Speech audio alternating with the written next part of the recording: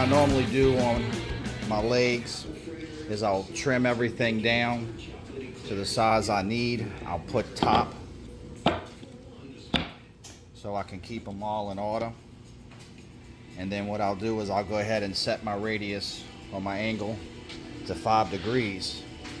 And then I keep them all the same. Here's the top. I know I flip it over. I cut my 5-degree angle.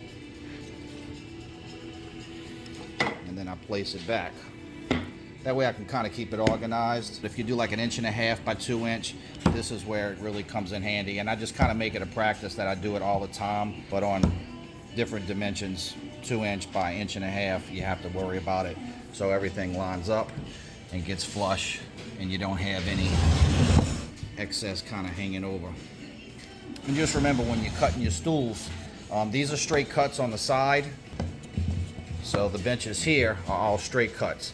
But because this is angled at a 5 degree, you got to remember to cut these on an angle. So if you look at that, you can see that 5-degree angle. That way when it's set up in place, it'll actually match. You got to get that 5-degree angle on your table saw so it'll line up flush.